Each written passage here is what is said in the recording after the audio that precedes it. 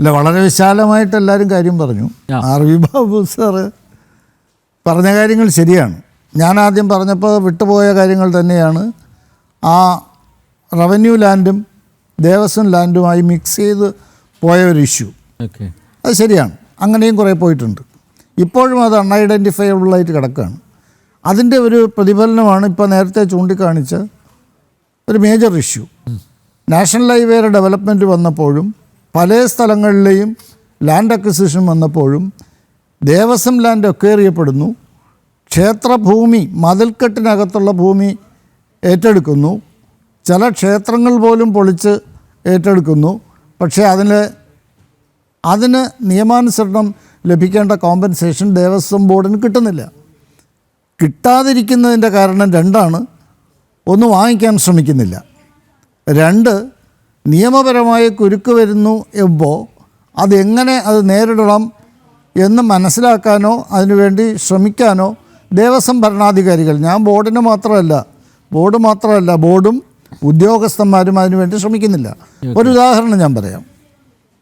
ഞാൻ ദേവസ്വം ബോർഡ് പ്രസിഡൻ്റായിരിക്കുമ്പോൾ ഇവിടെ റോഡ് വികസനം നടന്നിട്ടുണ്ട്. അത് MG റോഡ് കിഴക്കേക്കോട്ട മുതൽ PMG വഴി PMG വരെ പോയി ജനറൽ ഹോസ്പിറ്റലിൽ കൂടി ശംഖുമുഖത്തെത്തുന്ന റോഡാണ്.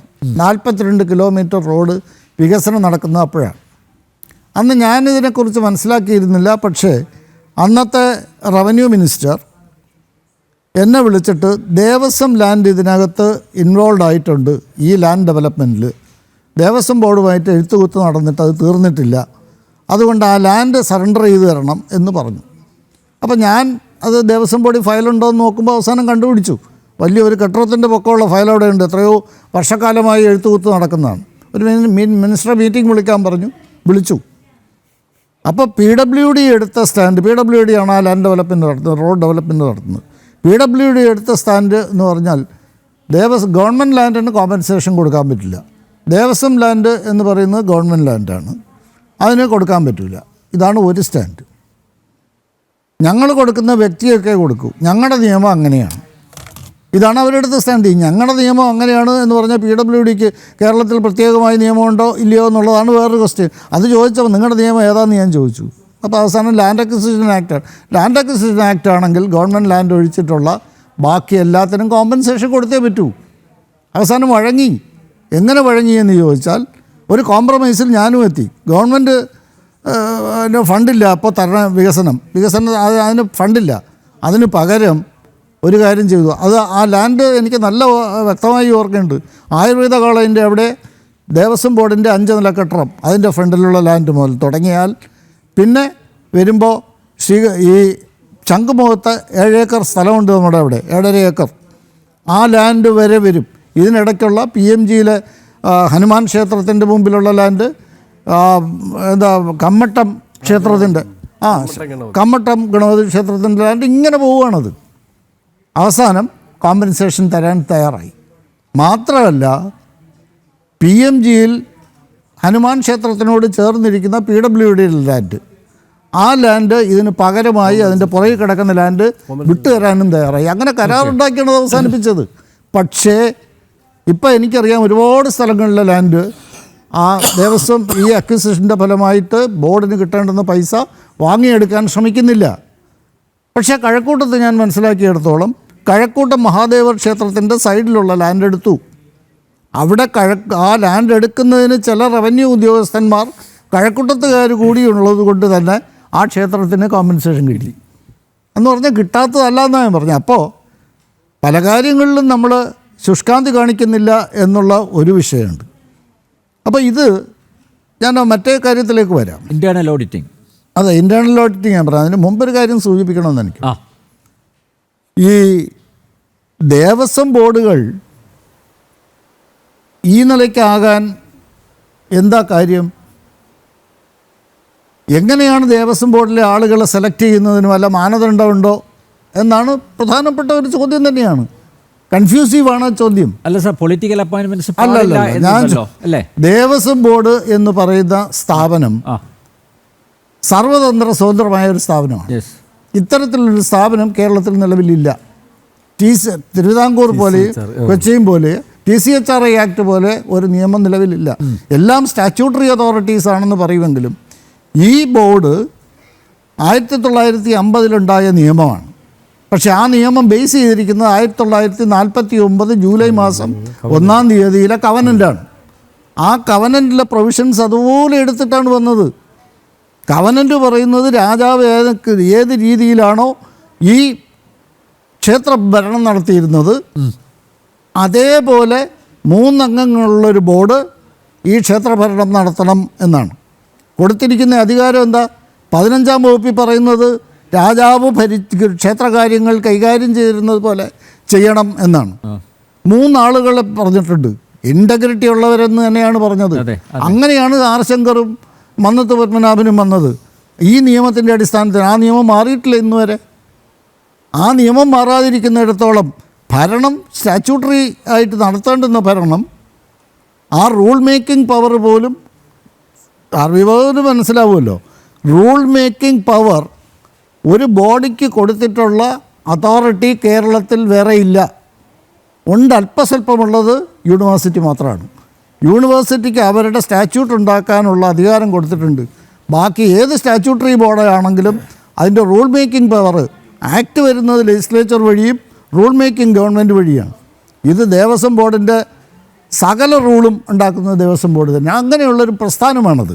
അപ്പോൾ അത് നിൽക്കണം. ഞാൻ പറഞ്ഞോട്ടെ അതിൽ ആ നിയമത്തിൽ ഒരു മാറ്റവും ഇന്നേ വരെ വന്നിട്ടില്ല. ആ നിയമത്തിൽ പറയുന്നത് എന്താണ്? സെക്ഷൻ 8 പറയുന്നത് എന്താണ്?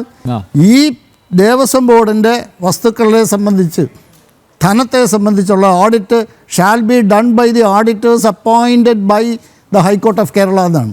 വേറെ എവിടെയുണ്ട്? ഓഡിറ്റർമാരെ നിയമിക്കുന്നത് കേരള ഹൈക്കോർട്ടാണ്. സെക്ഷൻ 8 പറയുന്നത്. 9 പറയുന്നത് എന്താ? Report of the auditors shall be presented before the high court എന്നാണ്. ഹൈക്കോർട്ടിൻ്റെ ഒരു ജഡ്ജിന്, ഇപ്പോഴാണ് ഡിവിഷൻ ബെഞ്ചായത്, ഹൈക്കോർട്ടിൻ്റെ ഒരു ജഡ്ജിന് ഈ ഓഡിറ്റ് റിപ്പോർട്ട് പരിശോധിക്കുകയും ഓഡിറ്റിൻ്റെ മേലിൽ ന്യൂനതകൾ കണ്ടാൽ നടപടിയെടുക്കാനും കൊടുത്തിട്ടുള്ള അധികാരം സെക്ഷൻ 9 ആ ഓഡിറ്റ് അങ്ങനെ കുന്നുകൂടി വന്നപ്പോൾ ചെയ്തതെന്താ? CNR ഭരിക്കുന്ന ജഡ്ജായിരിക്കുന്ന സമയത്ത് CN രാമേന്ദ്രൻ നായർ ജഡ്ജായിരിക്കുന്ന സമയത്താണ് ഓംബുഡ്സ്മാനെ കൂടെ ഉണ്ടാക്കിയത്. ഓംബുഡ്സ്മാൻ ഒരു റിട്ടയർഡ് ഹൈക്കോടതി ജഡ്ജിയാണ്. അദ്ദേഹമാണ് ഓഡിറ്റ് മുഴുവൻ ഇപ്പോൾ പരിശോധിച്ചിട്ട് റിപ്പോർട്ട് എഴുതി ഹൈക്കോടതി. അപ്പോൾ വളരെ സുരക്ഷിതമായി കാര്യങ്ങൾ കുഴപ്പത്തിലേക്ക് പോകാൻ പാടില്ലാത്ത രീതിയിൽ ഉണ്ടാക്കിയിരിക്കുന്ന ഒരു നിയമമാണ്. ആ നിയമം കവനൻറ്റിനെ അതേപോലെ ബേസ് ചെയ്ത് വന്ന നിയമമാണ്. അത് മാറ്റപ്പെടാൻ പാടില്ല എന്ന് എനിക്ക് അഭിപ്രായമില്ല. പക്ഷെ മാറ്റിയിട്ടില്ല. അപ്പോൾ എന്താ കുഴപ്പം? ആ നിയമത്തിൻ്റെ അടിസ്ഥാനത്തിലാണ് പന്നത്ത് പത്മനാഭൻ വന്നതും രാജഗോപാലൻ നായർ വന്നതും. അപ്പോൾ കുഴപ്പം രാജഗോപാലൻ നായർ പീരീഡിലുണ്ടെങ്കിൽ രാജഗോപാലൻ നായർ കുഴപ്പമാണ്, അല്ലാതെ നിയമത്തിൻ്റെ കുഴപ്പമില്ല. അത് നിയമിക്കാൻ ഇനി പുതിയ ഒരു IPS വേണമെന്നോ IAS വേണമെന്നോ അല്ലെങ്കിൽ ഏതെങ്കിലും സ്പെഷ്യൽ ക്വാളിഫിക്കേഷൻ വേണമെന്നോ വെക്കണ്ട. അതിൽ പറഞ്ഞിട്ടുള്ള ഏറ്റവും പ്രധാനപ്പെട്ട വാക്കുകൾ വളരെ പ്രധാനപ്പെട്ട നിയമത്തിനെ സംബന്ധിച്ച് ഇൻറ്റഗ്രിറ്റി ഉള്ളവരായിരിക്കണം, ദൈവവിശ്വാസം എന്നതിൽ പറഞ്ഞിട്ടില്ല. പല പ്രാവശ്യത്തും ദൈവവിശ്വാസം ആ നിയമത്തിൽ ആഡ് ചെയ്യാനും പിന്നെ ഡിലീറ്റ് ചെയ്യാനും വേണ്ടി അമെൻഡ് ചെയ്തിട്ടുണ്ട്. അതൊക്കെ ഭരണത്തിൻ്റെ കാര്യമാണ്. പൊളിറ്റിക്കൽ അപ്പോയിൻമെന്റ്സ് പാടില്ല എന്ന് പറഞ്ഞു. പൊളിറ്റിക്കൽ അപ്പോയിൻമെന്റ് അല്ലാതെ പൊളിറ്റിക്കൽ അപ്പോയിൻമെന്റ് എന്ന് പറയുന്നതിൻ്റെ അർത്ഥം എന്താ? ഈ നിയമത്തിൽ പറയുന്നത് എങ്ങനെയാണ്? ഗവൺമെൻറ് ആണോ ബോർഡ് ഉണ്ടാക്കുന്നത്? അല്ല, ബോർഡ് ഉണ്ടാക്കുന്നത് കൗൺസിൽ ഓഫ് മിനിസ്റ്റേഴ്സിലെ ഹിന്ദു മന്ത്രിമാർ നോമിനേറ്റ് ചെയ്യുന്നു. അത് ക്യാബിനറ്റ് അല്ല. അസംബ്ലിയിലെ ഹിന്ദു MLAമാർ സെലക്ട് ചെയ്യുന്നു. ഇതല്ലാതെ എങ്ങനെ ഒരു ബോർഡ് ഉണ്ടാവും? ഇവിടെ ഒരു ജനാധിപത്യ ഭരണ സംവിധാനമുണ്ട്. ആ ജനാധിപത്യ ഭരണ സംവിധാനം ഉണ്ടാക്കുന്ന നിയമവും അവർ ഉണ്ടാക്കുന്ന ബോഡിയല്ലേ. അപ്പോൾ മനുഷ്യരല്ലേ പറ്റുള്ളൂ. അപ്പോൾ മനുഷ്യർ വരുമ്പോൾ അതെങ്ങനെ പരിശോധിച്ച് അവരെ സ്ക്രീൻ ചെയ്ത് മാറ്റും? SSLC പാസ്സായതിനെ പാടുള്ളൂ എന്ന് വേണമെങ്കിൽ പറയാം. ഇൻറ്റഗ്രിറ്റി എന്ന് പറയുമ്പോൾ ഇൻറ്റഗ്രിറ്റി അക്വയർ ചെയ്യുന്നതല്ല, അക്കാഡമിക്കായിട്ട് അക്വയർ ചെയ്യുന്നതെന്നല്ല. അപ്പോൾ ആകെ ചെയ്യാൻ കഴിയുന്നൊരു കാര്യം, 2 കാര്യം. ഒന്ന്, ആളെ ചൂസ് ചെയ്യുമ്പോൾ അതിനെ സംബന്ധിച്ചൊരു അസസ്മെൻറ്റ് വേണം. 1. 2, ആ ആൾ തെറ്റ് ചെയ്താൽ അത് തെറ്റാണെന്ന് പറയാനും മുഖം നോക്കാതെ ശിക്ഷണ നടപടി സ്വീകരിക്കാനും തയ്യാറാവണം. ഇവിടെയുള്ള കുഴപ്പം എന്താ? ഇവിടെ ഇപ്പോഴും ഒരു ബോർഡിനെ പിരിച്ചുവിടാൻ ആർക്കധികാരം? കേരളത്തിലെ ഗവൺമെൻറ് അധികാരമില്ല, അറിയാമല്ലോ, ഞാൻ വിശദീകരിക്കണ്ടല്ലോ. അധികാരം ആക്റ്റിൽ പറഞ്ഞിരിക്കുന്നത് ഒരു ബോർഡ് ആ ബോർഡ് മെമ്പറോ പ്രസിഡൻറ്റോ, മെമ്പർമാരെന്നേ പറഞ്ഞിട്ടുള്ളൂ, എന്ന് പറഞ്ഞാൽ പ്രസിഡൻറ്റ് ഇൻക്ലൂഡ് ചെയ്യും. ആ മെമ്പർ ക്രമരഹിതമായി പെരുമാറിയാൽ, ഭരണത്തിൽ എന്തെങ്കിലും ക്രമക്കേട് കാണിച്ചാൽ അത് കേരളത്തിലെ ഒരു സിറ്റിംഗ് ജഡ്ജ് അന്വേഷിച്ച് പ്രാഥമികമായി അത് ശരിയാണോ എന്ന് പരിശോധിച്ചിട്ട് പ്രഥമ ദൃഷ്ടിയാ ശരിയാണെന്ന് കണ്ടാൽ ഡിവിഷൻ ബെഞ്ചിന് റെഫർ ചെയ്ത് ഡിവിഷൻ ബെഞ്ച് പിരിച്ചുവിടണം. കേരള ഗവൺമെൻറ്റിന് ഒന്നും ചെയ്യാൻ പറ്റില്ല. അപ്പോൾ ഇത്രയും വലിയൊരു ബോഡി ഇല്ല. അപ്പോൾ ഇന്നത്തെ സംവിധാനത്തിൽ ആ ഡീജനറേഷൻ എന്ന് പറയുന്നത് എല്ലായിടത്തും ഉള്ളതുപോലെ വന്നുപോയി എന്നുള്ളത് ശരിയാണ്. പക്ഷേ അത് നമുക്ക് കൂട്ടായി എല്ലാവരുടെയും പരിശ്രമ ഫലമായി അതിനെ ശരിയാക്കി എടുക്കൽ മാത്രമാണ് അതിൽ കഴിയുന്നൊരു കാര്യം.